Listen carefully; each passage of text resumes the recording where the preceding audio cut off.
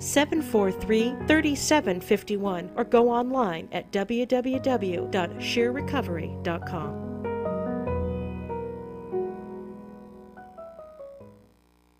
KCAA is your CNBC News affiliate. We're the station that gets down to business. Welcome to The Mortgage Voice with Jeff Barton, your voice in the mortgage industry. Each week on this program, Jeff and his guests share their expertise, personal anecdotes, and the latest industry news to keep you in the loop. Now, to provide you with insight and help you navigate the consistently changing world of real estate lending, here is your host for The Mortgage Voice, Jeff Barton. This is Jeff Barton. Welcome, everybody. I'm Jeff Barton, your voice in the mortgage industry. 888-713-2929. That's the telephone number.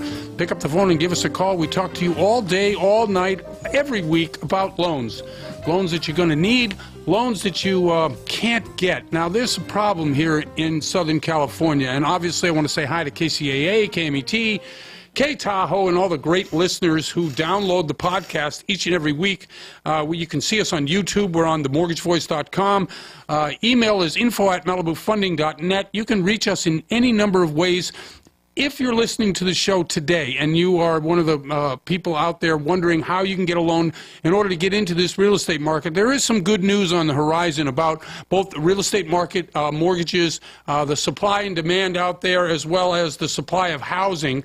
Some of it is, I think, cyclical. What happens is when the market gets heated like it has been probably for the past 4 years and really heated up about 18 months ago for a year, everybody gets weary of it because what we've had is rising interest rates and we've had rising real estate prices. And when you have a dual threat like that against you, the homeowner, or somebody that wants to go out and buy a home, you're constantly at the push of, oh my gosh, if I don't do it now, I'm never going to get into the market. I can't raise my kids. They can't get into the good school system. What am I going to do? And so what happens is people get tired of that and they just check out of the market entirely. And that has begun to happen here in Southern California. So what does this mean? This means that prices actually have come down a couple of ticks from 6.2 to 6.1% in terms of year-to-date or year-over-year in terms of rising home prices. Now, that may not seem like a lot, but if it's 1 quarter, that's a trend, and we are basically approaching that kind of trend here in Southern California. Now, in other markets, this radio show is obviously in Nevada and Northern California, but let's just pick the Las Vegas, Nevada market. That particular market has been on fire for about 18 months, 2 years, and they've been seeing 12 to 16% year-over-year increase in real estate prices. Well, even there, what we've seen is a flattening or at least a downward tick in the progression of upward real estate prices. So if you're in the market, be patient. We're going to see in September and probably October. Now, what we've got is obviously a November 4th election around the country, so we're going to see a great deal of focus on that, both local media and national media, which takes the place of people's attention. If you're one of these people that needs to get into the real estate market prior to moving and prior to having your kids get into a new school system, you're already in your new house now, because most school systems across the U.S. start August 15th to August 22nd. That's true in Southern California, it's true in Nevada, it's true in Northern California and the Tahoe area, where this show is being broadcast as well. So you know that you've already picked out your place. Either you're buying now, have bought, or you're renting again this year. And renting prices, yes, that's true. Renting prices have really gone up. And I'm sorry about that. I wish we had more rentals for you. What we've seen in a lot of larger cities in downtown metropolitan areas is companies are building units to rent. There's a lot of money in that because the rents have gone up. I mean, we are now in probably the 7th or 8th year of expansion in terms of rental rolls and rent prices, both in the residential area and in the commercial area. So if you're looking at rents as a way by which, hey, look, I can't afford the down payment for a house purchase, the prices are too high, the mortgage interest rates are too high, yeah, you're looking at rentals. And unfortunately, as I said, rental prices have been going up as well. They are building more units, and they are trying to, there's a lot of companies around the country into the Los Angeles market, but certainly in the Nevada market, and they're buying 300, 400, 500 unit buildings. And some companies are trying to convert rental to condo, and that's a condo conversion that they're trying to do, but it's really not going to satisfy the demand in housing out there. But as I said at the top of the show, we are going to see a flattening of these prices. We are going to see a flattening of the increase in real estate prices year over year. And I think if we can get to, 5% to 6% in that range, which I think is a normal progression of prices. Obviously, what we'd like to see is an equal number of buyers and sellers. That's not yet happened. But if the demand goes down and people get weary of this, as I said, you're out there, you're searching every weekend, and I know what it's like. It's summer, and it's 110 degrees out, and you're trying to search with your realtor or on your own through Zillow or Realtor.com or Trujillo or Redfin or any number of the sites out there, trying to look on your own, contact people, get out there and look at the different housing. It's not easy. It's difficult, and you get hot, and you just don't want to do it. So the weariness that you might be feeling as a buyer is really across a lot of different spectrums in terms of what the buyers are looking for. So what we've seen is we've seen a lot of reduction in prices. I think prices in general have been really sky high and pie high. They're looking for the highest, obviously, return on their money in terms of what they're trying to buy. So if you're out there right now and you're thinking, look, I'm out of the market, you're really not out of the market. What you are is in, I guess, the waiting zone. You got to wait. You got to be a little bit patient. You got to say, okay, after September, when really everybody is back at school, most people have bought who are buying, and in the local real estate markets, you're going to see probably an increase in properties because there'll be less buyers. There'll be weary buyers who aren't out in the market. So September, October, November might be some good time to get out there and look at properties. Now, if you're going to if you go into a bidding situation on properties, and you're looking, obviously, you need certain things to go in. If you're looking at September, October, November, where I think we're going to see not only a flattening of prices, but we've also seen mortgage rates flatten as well, meaning that based on what we see both in the economy and the upcoming elections, and usually this happens, by the way, mortgage interest rates really don't go up that much. The Federal Open Market Committee meeting that was last week had interest rates, short-term interest rates, stay the same. And, of course, those interest rates nominally affect mortgage rates and the bond market, but they really affect your credit cards, and they really affect your car loans and your short-term loans, anything in the payday lending. A lot of these are affected by the short-term interest rates, and the Fed held short-term interest rates where they are. So all of these things together are saying to me that a good time to go out there and look will be a time after September 1st, after Labor Day, when everybody is 100% not thinking about buying a house or selling a house. And by the way, sellers will begin to notice this 3 months after it happens. So if you get into a situation where you're bidding on a house and you think, based on what your realtor is telling you and based on your own knowledge of the marketplace, that this price for the house that they're asking is $100,000 overpriced, which is not uncommon in a lot of these areas in the Inland Empire. San Bernardino, Riverside, hi everybody out there. Thanks for listening to the show, and certainly up in the Tahoe area. If you think it's $100,000 overpriced, don't overbid. Bid under, because 3 months down the line, that same house you may be able to get even cheaper. Why? Because it takes sellers 3 months in order to realize that the market conditions have changed. I think they're changing now. If you read, go to Mortgage News Daily, where I get a lot of this information. Go to any real estate website that you can see that is not affiliated with a real estate company or a title company. Try to find something independent which can give you the information that I'm providing you here, and you will see the same thing I have.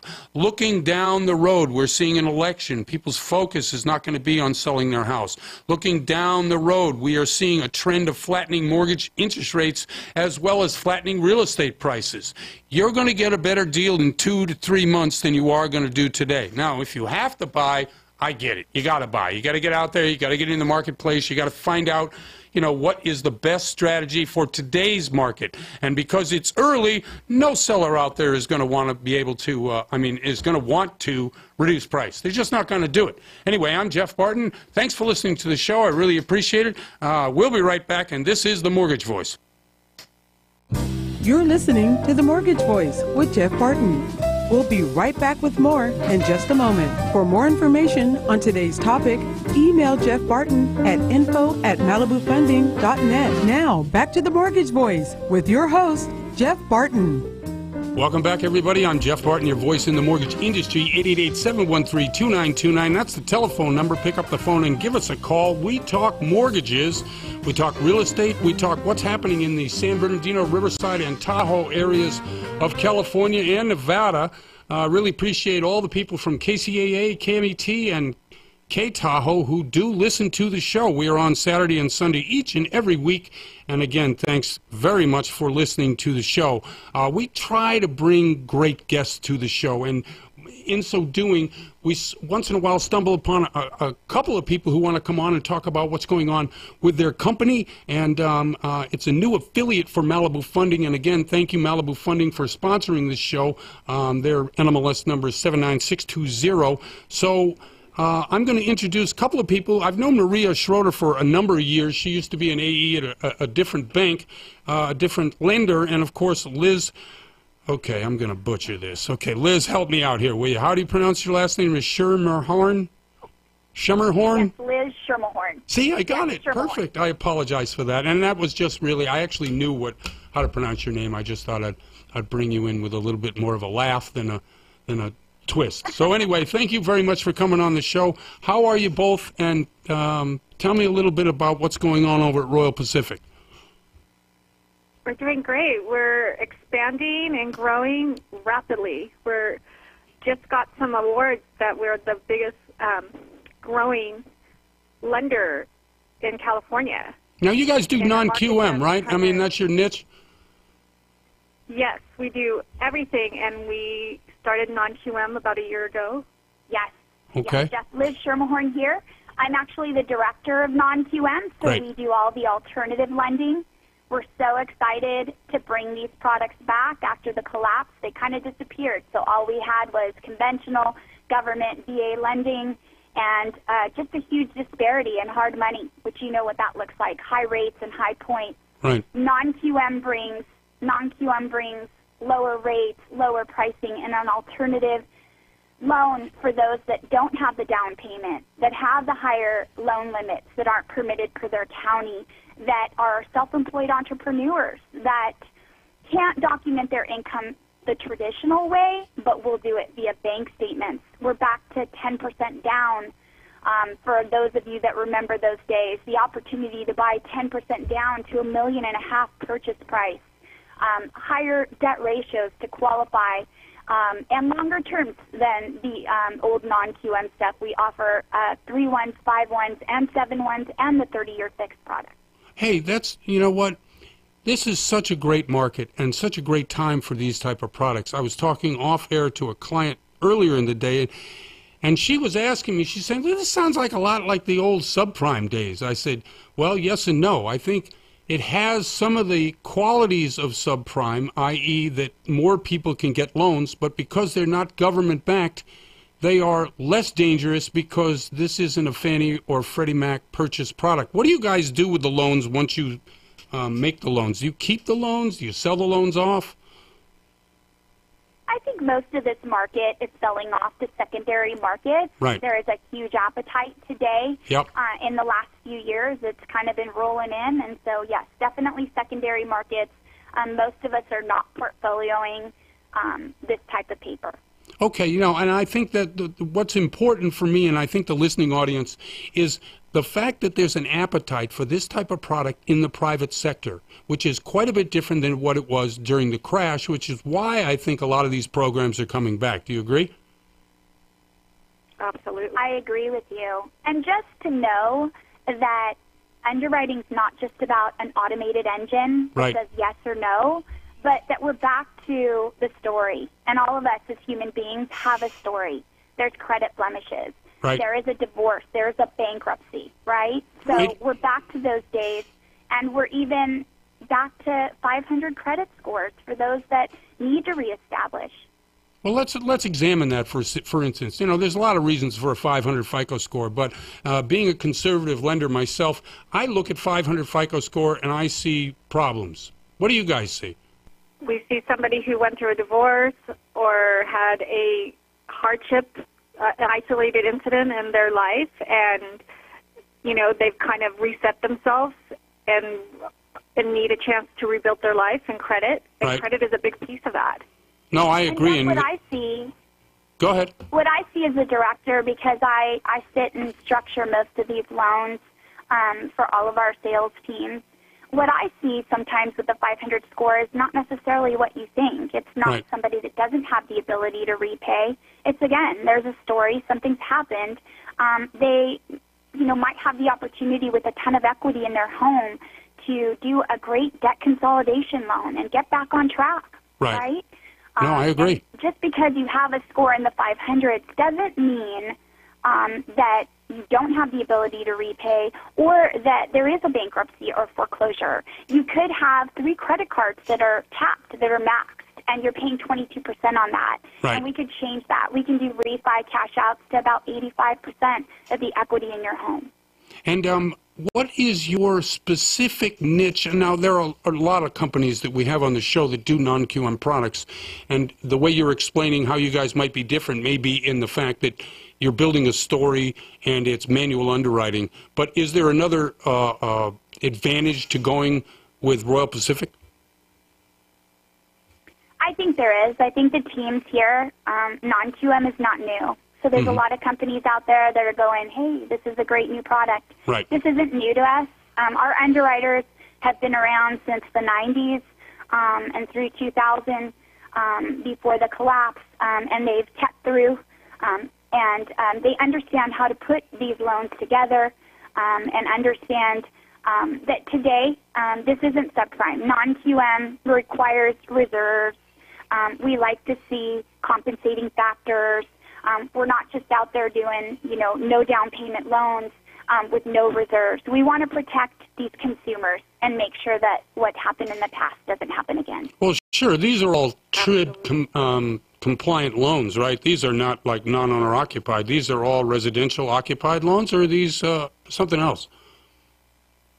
So we do a little bit of everything at Royal Pacific. Our non-QM products are segregated. We do owner-occ and second homes.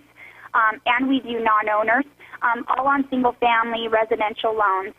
There are some other products for the real estate investor that qualify just on the subject properties rents and things like that. Those are considered business purpose loans for the real estate investor or somebody that has a non-owner property. Now, those are great because a lot of those investors have had to resort to hard money loans, and we can give them better rates at lower costs.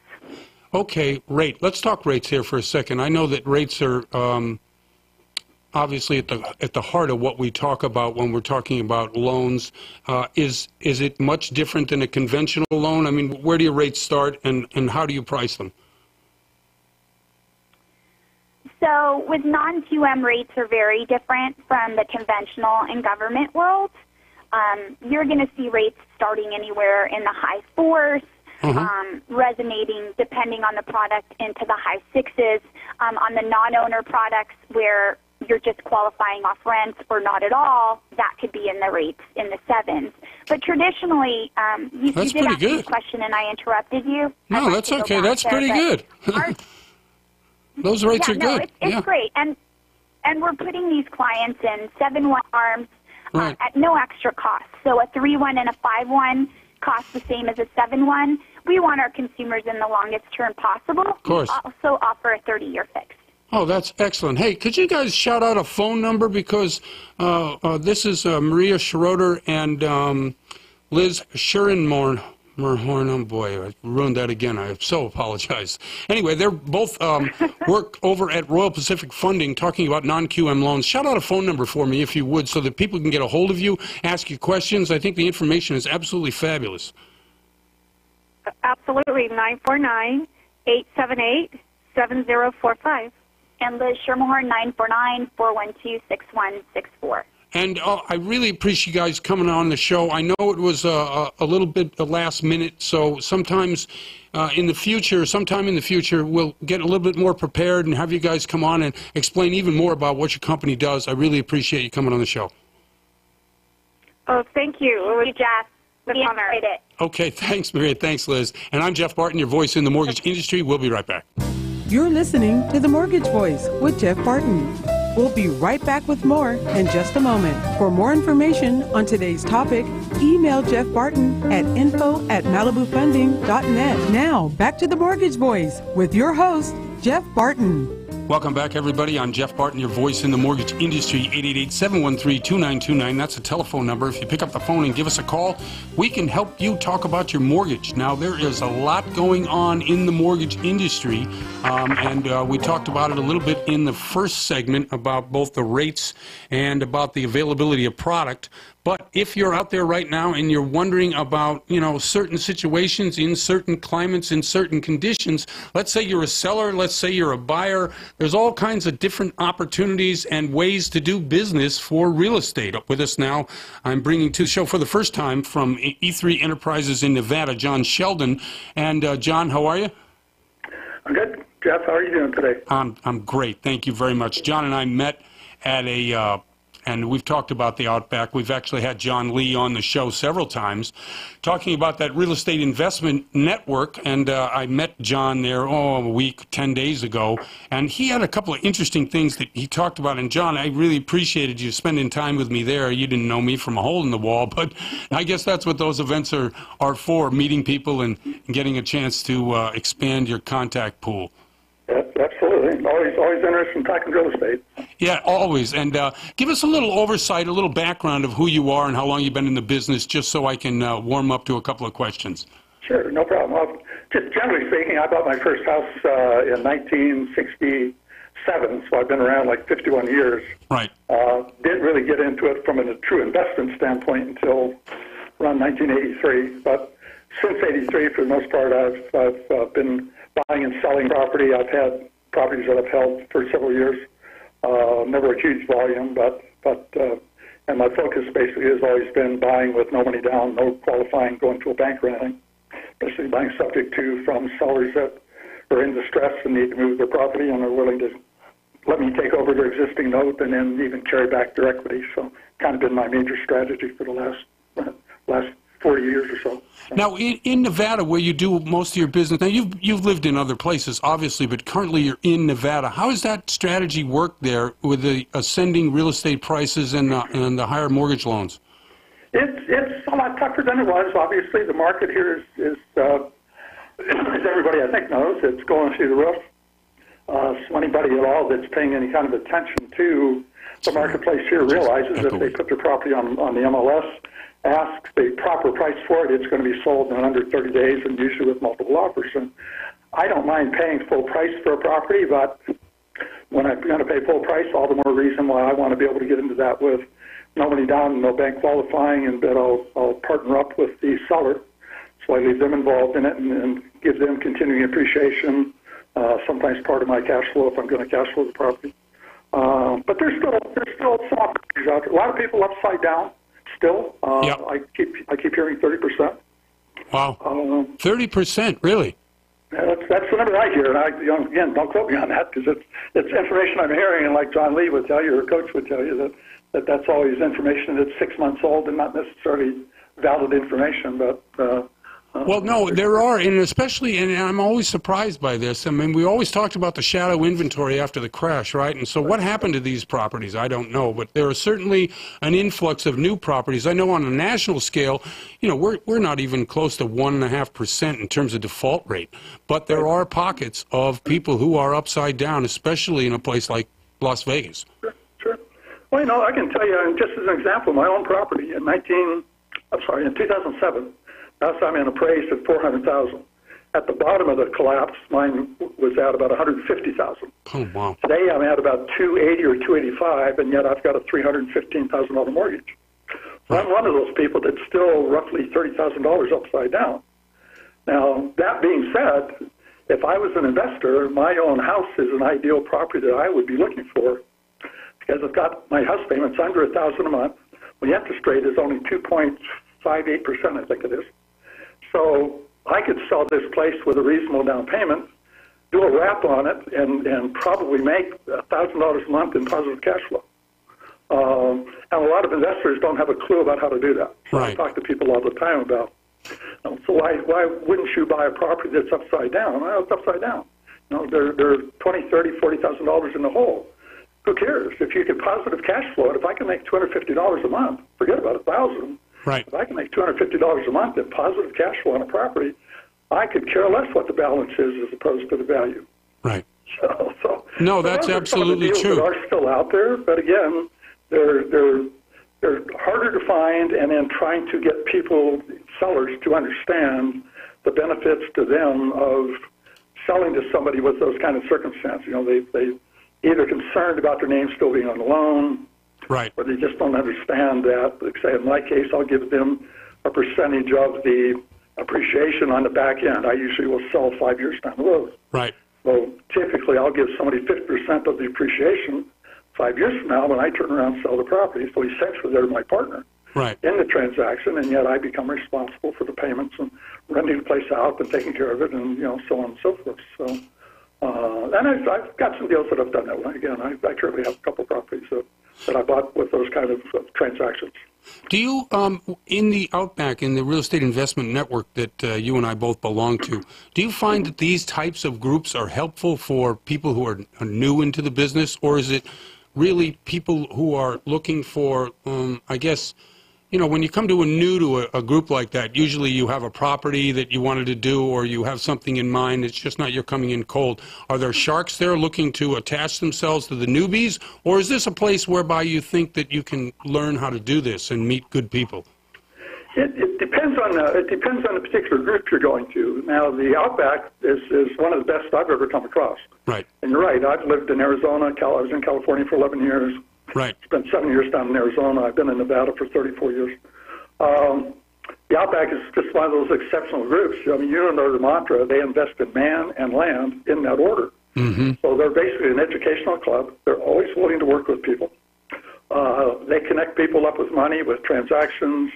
I mean, almost anything you can think of, they're always there ready to help, as is maybe not all of the group, because they have over 2,000 members, but right. There's a large number of the people just like me. I spend as much, if not more, time helping people, and I typically, at the moment at least, I don't charge, so I keep considering becoming an actual coach and start charging people, but up until this point, I help people at no cost. I might partner with somebody on a transaction and split a transaction with them, but for the most part, I have people call me, and I'll give them verbal instructions or even written instructions on how to structure an offer to somebody where, again, no money down. Right, of course. I'm going to assume your loan. I want you to carry back, that type of an offer. Hey, shout out your phone number if you don't mind, now that you're talking about, working with people. Mm-hmm. Do you have a phone number that you could give people? Oh, sure. My cell phone is 702-250-7841. And I, at least at the moment, unless my phone starts ringing off the hook, I basically answer my phone at all times of the day or night. I'm essentially available 7 days a week. Now, we have about 2 minutes left. Tell us a little bit about E3 Enterprises in Nevada and what that's all about as well. It's just an entity that I formed. Actually, I've been using that name for probably 3 years, but I just recently formed an LLC to make it a legal entity. And primarily because I do most of my transactions now using a beneficiary-directed inter vivos revocable trust. Right. So rather than me have my name go onto a contract, I will buy in the name of my LLC right. and put it in a trust, and the LLC becomes a beneficiary of my trust. So just an added layer of protection. But I think, do the same thing with that, except I've made a few loans to people. I mean, almost anything related to the real estate business. I don't have a lot of money, but I get somebody that needs $15,000 or $20,000 to do a transaction, just quick turnaround. A lot of times I'm in a position where I can loan out a small amount. Right. And, make a few bucks on the transaction for people. Well, you have such a wealth of knowledge. I mean, in that last bit that you just kind of went over very quickly, I mean, we spent probably 45 minutes talking about how to place properties in the proper vehicle. So if you're lending or as a lender on a property with somebody, that in a vehicle that is serviceable rather than going directly to the buyer if the buyer defaults. That was really interesting to me, and how that would work and protect both buyer and seller. And next time you come on the show, I really want to get into that a bit more, if you don't mind. I got to say, yeah, if I've got another minute or two, let me throw that out. Because well, I've only got about 20 seconds, so okay. I'm sorry. So that's all right. I'll make it as short as I can. Okay. So by using a revocable inter vivos trust, you can prevent having to foreclose on somebody. You can put an occupant in there like a rent-to-own, but it's not a true rent-to-own. So if they default, you evict them. You're protected because, again, it's in a trust. Right. And you're just the director of that trust, where you actually deed the property to the trustee. So the trustee owns it, so you've got asset protection. You don't have to worry about foreclosure. Right. You don't have to worry about violating the due-on-sale clause if you've got a mortgage. A bank cannot foreclose on a property that's being held in an inter vivos irrevocable inter vivos trust. The bank cannot exercise due-on-sale clause. And your tenant can actually take the tax write-offs based on IRS regulations. Your tenant can be given the tax write-offs as though they had true ownership, and yet they're truly just a tenant, so they can be evicted in whatever your state's eviction laws are, as opposed to having to file a foreclosure action and maybe fight for a year and a half, 2 years to get your property back. So, well, great. Again, I'm glad you quickly brought it up. Next time I want to get into it and question each and every step along the way, because I think it's really valuable information for people who are in the business that we're in. Thank you very much for coming on the show. Thanks, John. And that's John Sheldon from E3 Enterprises. I'm Jeff Barton, your voice in the mortgage industry. We'll be right back. You're listening to The Mortgage Voice with Jeff Barton. We'll be right back with more in just a moment. For questions or comments, send emails to info@malibufunding.net. Now, back to The Mortgage Voice with your host, Jeff Barton. Welcome back, everybody. I'm Jeff Barton, your voice in the mortgage industry, 888-713-2929. That's the telephone number. Pick up the phone and give us a call. We talk mortgages, we talk real estate, we talk everything that's happening to you and your dreams of owning something here in Southern California. When it's 110 degrees out, there's no humidity, or there's a lot of humidity, and you're just dying trying to get into something. We always bring to the show terrific people, and Meredith Schlosser, who has been on the show before, is another example of a terrific professional who is really hot today, because where she is, it's 97 in the shade. Meredith, how are you? I'm good. I'm actually in Manhattan, so I'm barely surviving the heat, but I'm good. Happy to be here as well. So. Okay, so summer vacation, it's always a time where people are out of town, and in our business, it seems to be that it's never a good time to take a vacation. How do you find time to do that? I barely do. I mean, right. This is just a very this is actually very spontaneous. Being a mom of two kids, this happened to be just a spontaneous last-minute trip. So right. My roots are in New York, so I had to come back actually and visit my 93-year-old grandmother. Oh, that's awesome. No, that's awesome. Is she in Manhattan? Is she out in the boroughs?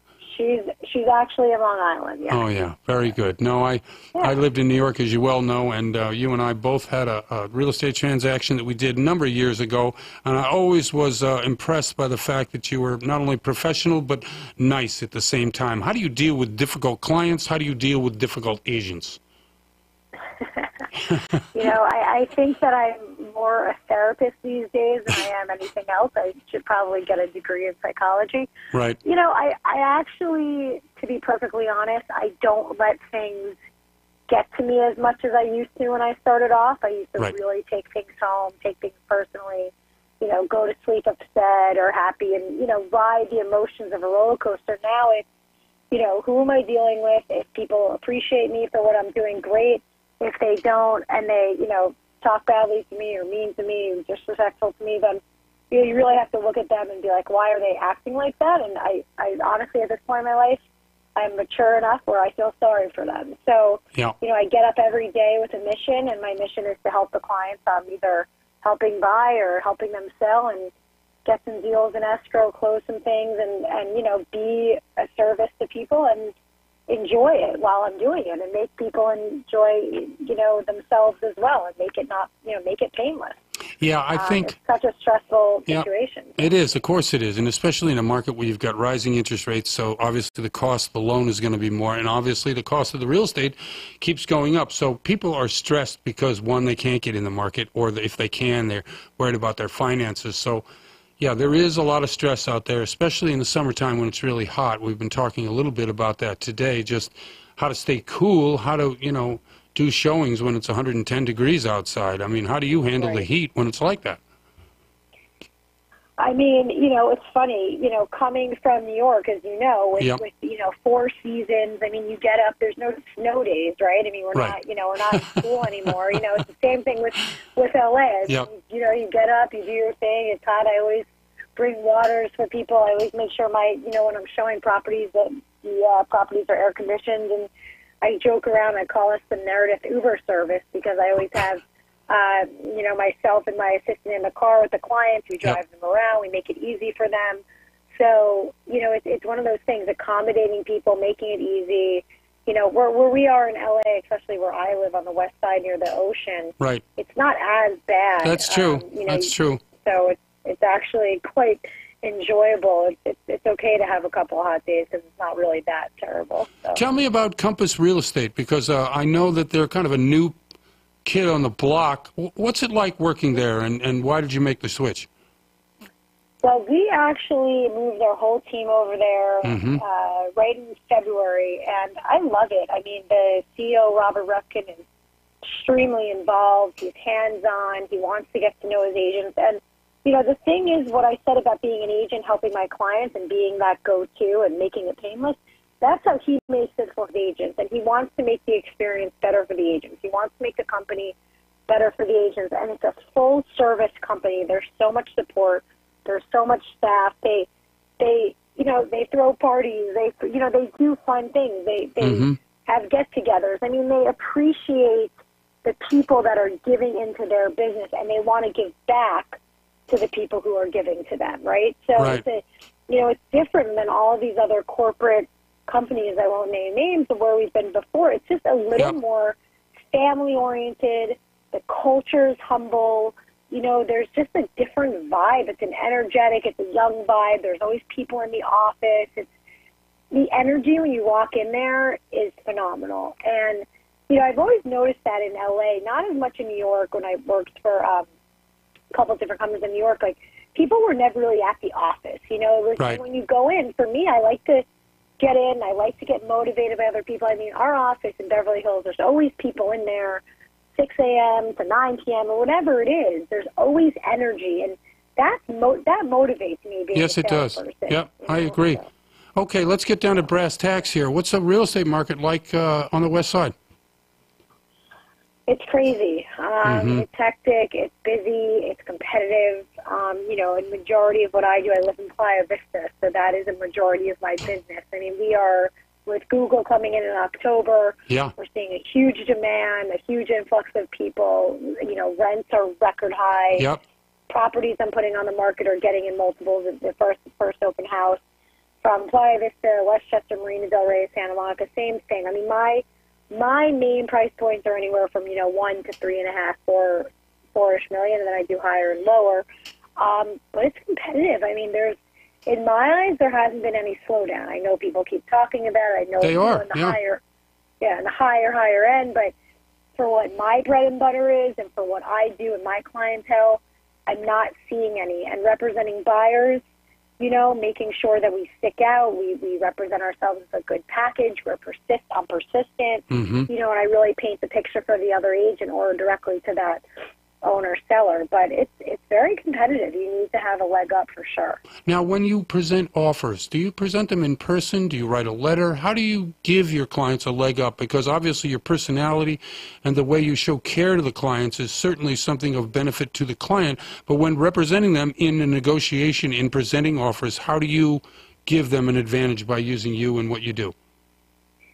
Yeah, I mean, I think it's just nonstop. I think that I don't, I give them advice. I make them, I have the mortgage broker call. I call, if maybe I find out if there's somebody I know the owner by any chance. I mean, LA is a big town, but it's a small town. Yeah, you're right. You're right. I dig into who the owner is. I joke with people, but I've had cookies delivered. We've had flowers delivered. We've had people bring things to the owner's office. I mean, I know it sounds cheesy, it sounds tacky, it sounds kid-sassy, but it's, at the end of the day, I've had buyers, go to the person's house and drop off flowers or whatever it may be. But most importantly, a really heartfelt letter from the buyer to the seller, unless it's a developer. Obviously, we know they don't really care about that. No, no, it's bottom line, right, exactly. They definitely don't care. But, it's just that extra step, and it's really communicating with that other agent. Like, what does the client want? How can we give it to them? Unless they're trying to be sneaky or shady and double-end the deal and, kick you out, which we all know that happens in L.A. Sure does. But it's just persistence, and it's really fighting for them. And being a no-bullshit agent, and I tell clients, I paint the picture to be, hey, listen, this property is, let's say, $1.1 million. We know it's competitive. You can't go in there asking $1.2 million and then nickeling and diming them on inspections. And I reiterate that to the agent. And I say, listen, they're not going to do this. They're going to do their inspections. You're not going to be sorry that you picked them. And I've proven myself time and time again that I don't represent those nitpicky clients. And I don't put up with that because I want to close the deal just as much as the buyers and the other agent want to. Of course, we're all in it to get paid, but at the same time, having that kind of approach really demonstrates, I think, both to all parties, the buyer especially, that, it's a people business and you got to be there for the people in order to make it work. And I think that's probably what your advantage is.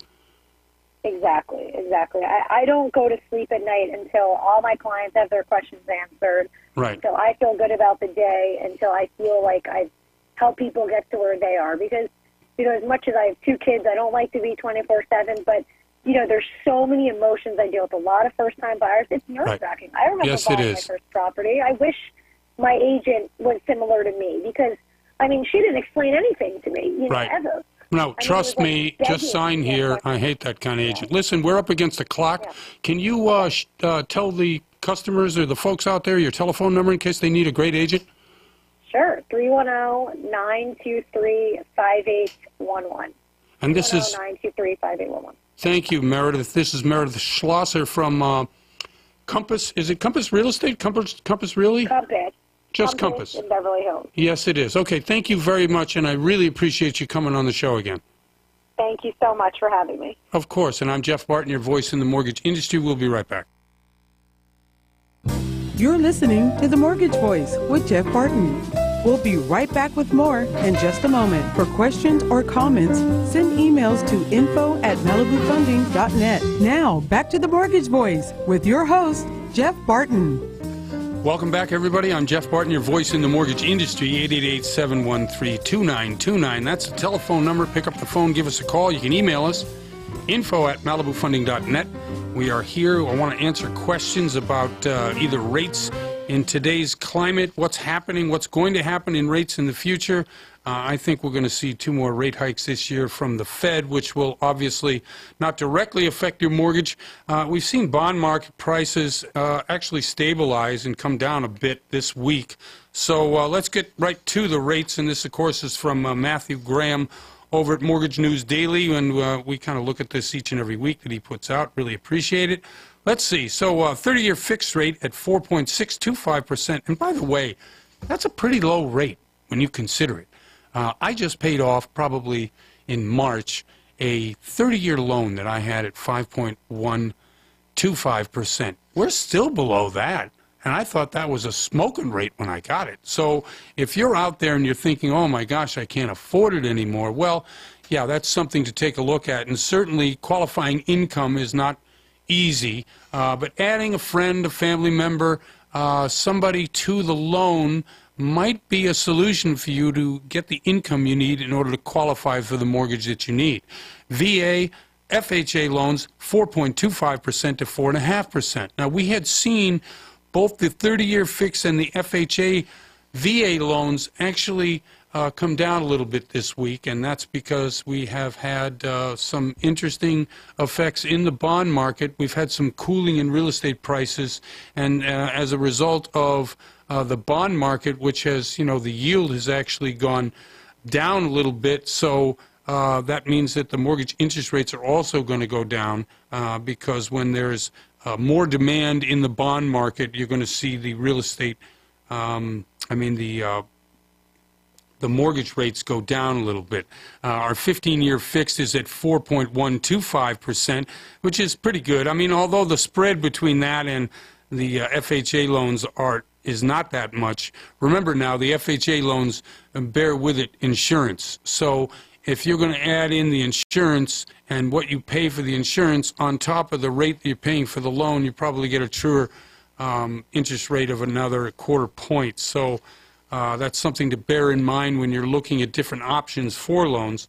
The ARM products are great. I like the ARM products. The reason is because I, like a lot of the guests on the show today, being in the real estate industry, understand that if you're an investor, you're not going to be in a property 30 years or 15 years or even 10 years. So if you get into a 5 or a 7/1 ARM, which is an adjustable rate mortgage after the initial fixed rate period, you're probably already going to be out of the house, or you're cash flowing at the future raised rate once it goes into the adjustable period. Anyway, the 5/1 ARM today, 3.75 to 4.25%, and that's pretty good. If you're an investor right now and you're looking at a property and you can secure a loan at 3.75%, well, that's significant, because it means that not being at 4.75%, 4.625 to 4.75%, which is a 30-year conventional loan. That's what the 30-year conventional loan is today. If the difference between the two is, a couple $100 on your monthly payment on $100,000, so you have a $300,000 loan, it's going to be $600-700 less at the 5/1 ARM. That's a very good savings, especially if you're in an initial period of construction or you're wanting to flip a house. Any dollar that you save in the market on a monthly basis is another dollar you can put forward into the fixing of the house or into the investment of the property. So I think overall the short-term 5/1 year, 7/1 year, 10/1 ARMs are really good investments, really good deals. A couple other things of note in the News to Use section, Jan Swanson. Black Knight every month comes out, or every quarter comes out. Actually, it's every week, but every month, and this is the report we're seeing now. We talk about Black Knight. They're a compiler of information and statistics. They talk about the home price increases are slowing and the affordability stabilizes. Two things. Increase in property values has probably slowed because of the demand. We talked about that in the earlier segment. There's a lot of fatigue in the market right now. It's summer, it's hot, and if prices have been going up as they've been going up, as I talked about, in the last 4 or 5 years, and rates have been going up on your loan, people get tired, they beg off, they get out of the market for a while. So what happens is less demand means obviously that the prices can't continue to rise as they rise. Now, in certain sections, in certain areas of the country, let's just talk about the areas that we've had on the show today. West Side Los Angeles, prices are still moving higher. Why? Because everybody wants to live at the beach. You're 110 in San Bernardino Riverside today. Guess what? It's 75 at the beach, 80 degrees tops. So the difference between the 30 degrees in 30 to 40 degrees from the Inland Empire and the beach is the same demand on properties. People want to be where it's cooler than in the winter, where it's warmer, and certainly there's much more demand on beachfront property here in Southern California than there is in desert property in San Bernardino Riverside, all the way up to 15 out towards the 210. any of those freeways where you're going to have a lot more opportunity, because I believe because of the heat, because of the fatigue in the market, and because what we have now is stabilizing prices, you're going to have opportunities come, as I said earlier, in September, October, and November to be able to afford a house and buy a house. We're going to have real estate prices stabilizing more, and we're going to have the mortgage market stabilize more, so that you're not going to get 6 to 7% next year in the real estate increases, but you're probably going to get 5%. So if we have a downward turn in the rise of real estate prices over the year, this means that the affordability index, i.e., how much does my dollar afford me in today's market, that means that if we have a flattening or a stabilization of home prices and mortgage prices, your dollar goes farther rather than going less, because both of those indicators going up. And so as that happens, again, October, November, even December, you're going to see some opportunities in the market. And you're going to see them pretty readily, I think, in some of the areas. Now, one interesting thing, we had a guy on the show, John Sheldon. He talked a little bit about the pockets in Las Vegas, Nevada, that people are still upside down in their houses. Now you're thinking, how can that be? We've had such a rise in prices since 2010. Well, believe it or not, even in places, San Bernardino, Riverside, the surrounding communities, you will find pockets of homes that are still upside down. If we are at or near the peak of what we were in 2007, 2008, and I think we are in Rancho certainly, and we are in Covina, and we are in a lot of the communities up and down the 15 and the 10, but some areas we are not. Paris and Hemet and Hesperia and some of the areas there, we still have properties that are upside down in value. And finding those properties, you can go and find noticeofdefault.com or some of the other websites that you can find these properties if you're an investor and if you want to try to get into that world. Let's get into a couple other things before we end the show. Freddie and Fannie ending strong this quarter. Now, we have a call for, although I don't think we're going to find it, Jerome Powell at the Fed and over at CFPB, there are, and especially in Congress from the Democratic side, calls for a, I guess, straightening out of Fannie and Freddie. It's never going to happen. It's not going to happen now. We're in an election cycle, so if people want reform in the housing sector, what I read today was people are probably waiting and wishing for something that's never going to happen. We're not going to see the federal government get out of receivership. There's just too much money coming in from Freddie and Fannie, and that's what the article here by Jan Swanson says. They're making good money, great money, billions of dollars each and every month that get swept into Treasury. And it's a little bit complex. We've gone into it on previous shows. As a matter of fact, because of that, we have, if there is a downturn, we have the possibility of another bailout of Freddie and Fannie. But if they were allowed to keep the particular money that they make on a monthly or a quarterly basis, obviously we wouldn't have that. But Treasury sweeps the profits out each and every month, and that is really one of the disadvantages of federal ownership of Freddie and Fannie. But at the same time, we're not going to see any kind of reform.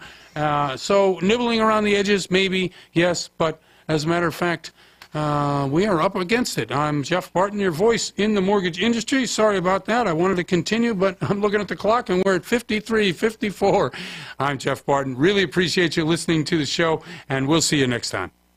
You're listening to The Mortgage Voice with Jeff Barton. For more on today's topic, visit www.malibufunding.net.